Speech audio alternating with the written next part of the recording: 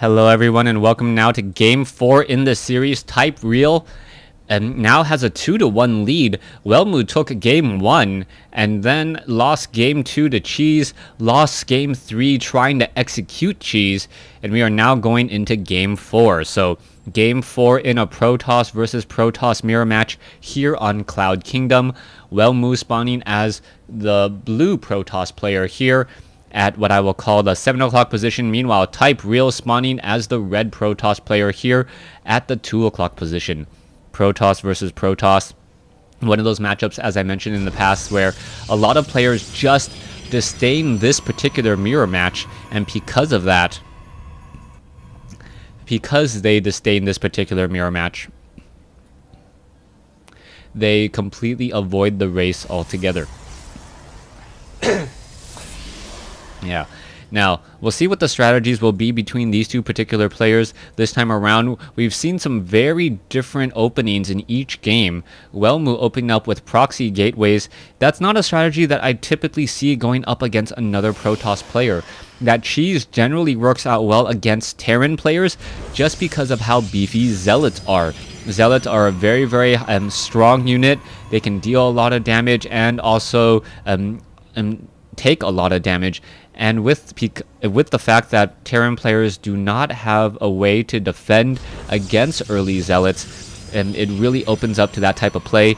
If the Terran player pulls SCVs off minerals and off gas, all the Protoss player needs to do is simply cancel the gateway, losing 37 resources, and most likely the Protoss player will come out ahead because the Terran player lost a lot of mining time.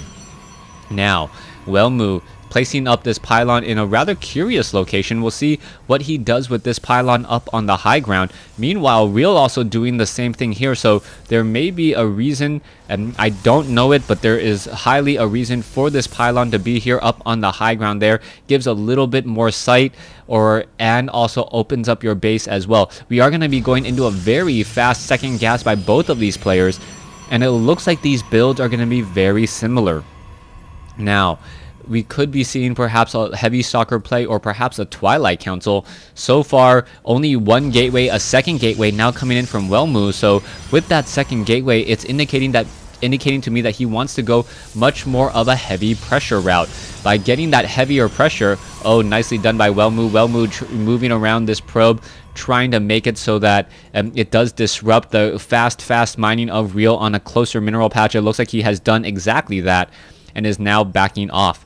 Welmu also getting up a third gateway. Is that no, second gateway still. So we are going to see Welmu being able to double train stalkers much more quickly. Meanwhile, Type Real should have a lot more resources in order to go further up that tech tree. So far, I don't see anything of that nature. Welmu does have a proxy pylon here right behind this set of high ground, untraversable untraversable terrain right there, and we'll see if we are going to be going into heavy stalkers.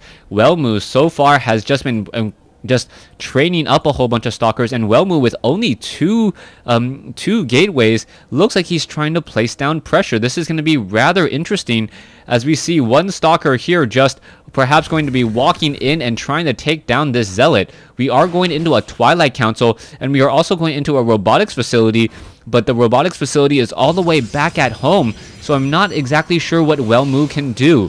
It looks like Real wants to go into Blink Stalkers, as you see two additional gateways, a robotics facility, and a Twilight Council is already out. We are going into Blink. So it is going to be Blink Stalkers versus perhaps an Immortal and some Observers as well. But this attack and this aggression by Welmu may come before Real is really ready to fend it off. There is now 3 Stalkers coming in. One Zealot is going to end up taking a lot of damage here. There it is. There is a sentry on the ramp. And there's the force field. Beautifully placed down force field, as there are 5 Stalkers now down here on the low ground. A second sentry now trying to warp in. It does take 20 seconds for a force field to go down, and there is another force field once more. But Real is really heavily investing into his sentry play getting in a lot of gas. We are going into a Warp Prism though, and we are also going into a Twilight Council by Welmu. So Welmu going that Twilight Council's Observer now making its way across the map. 5 Stalkers will not be able to break down this front door, and it will be quite some time before Blink is ready for Welmu. Meanwhile, we see that Real already has Blink nearing completion and is also going into a Warp Prism.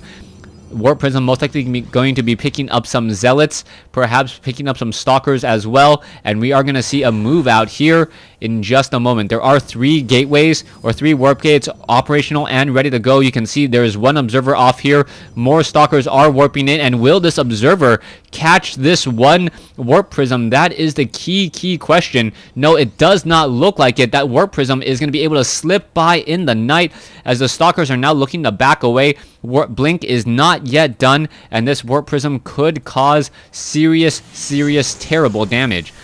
Warp gates now being upgraded, 10 seconds to do just exactly that. You can still see 1 pylon off over here as we are getting in another proxy pylon up here on the high ground.